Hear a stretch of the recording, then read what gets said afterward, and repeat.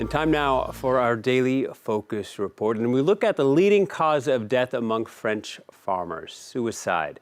The reasons for this quiet epidemic are wide-ranging, but farmers say they can recognize a few causes. All too often, their despair stems from financial insecurity, debts, and constant pressure to work harder to make a living. As supermarkets compete with each other for the lowest prices, they in turn pay farmers less for their produce. Report by Paccalin and Julie Dungelhoeff.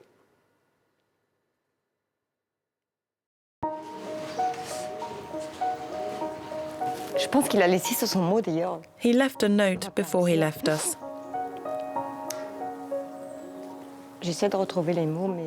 His words were,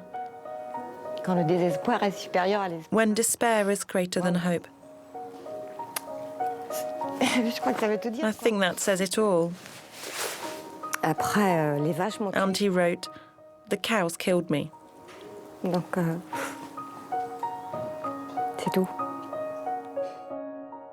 Marie's brother, Jean-Pierre, shot himself in the heart 2 years ago on the family farm. He and his brother took over from their parents. They worked 7 days a week. When the price of milk fell, they started working 16 hours a day. How could anyone not crack under that pressure? He was human. You don't have to be a genius to work it out. It was exhaustion, physical exhaustion and then moral exhaustion, because he could see he wasn't earning any money. It's like that for a lot of them.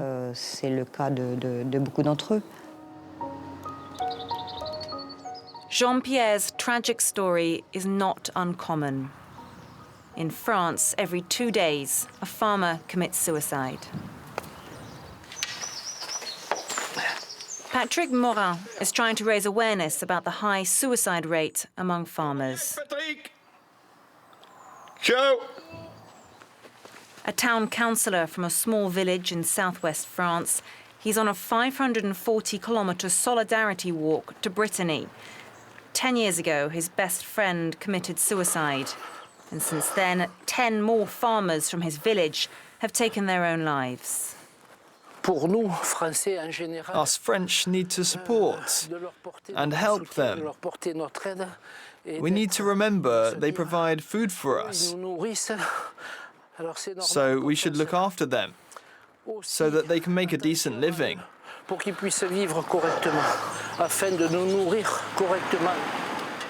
Today, a group of farmers in the Loire region is joining Patrick on his walk. How's everything going?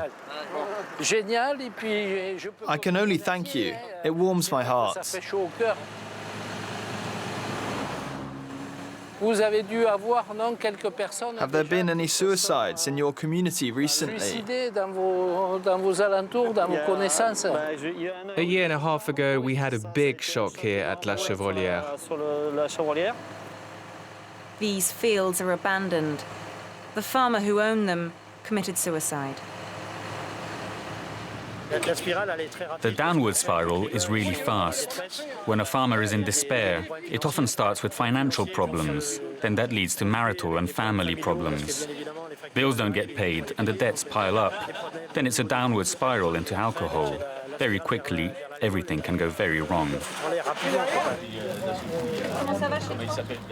Christian managed to escape that downward spiral, but he had to give up the dairy farm and vineyard he'd inherited from his father.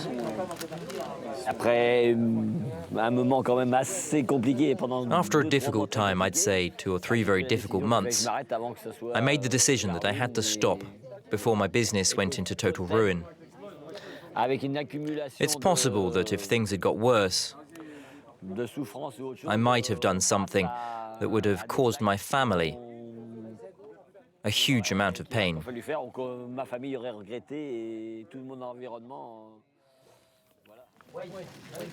Supermarkets compete with each other for the lowest prices, and so pay farmers less for their produce.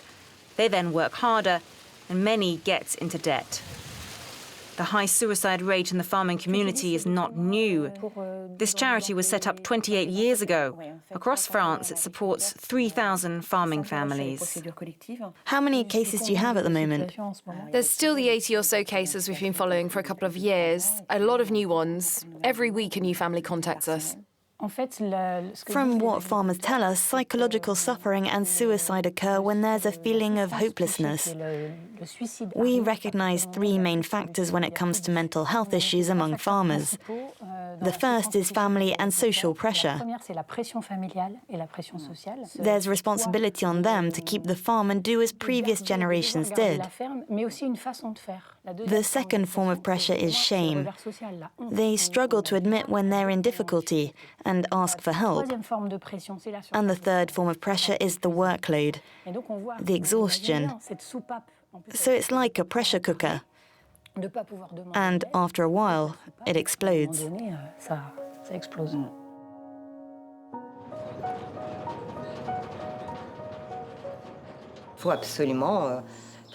We need to find ways for them to make a decent living from the work they do.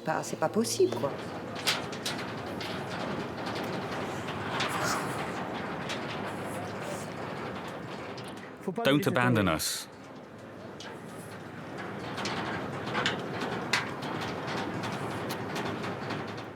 You'll regret it.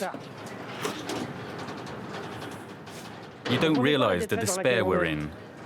One day you'll wake up and there'll be no farms left. And what you will eat will come from countries where there's no traceability. Think about it. We have the right to live.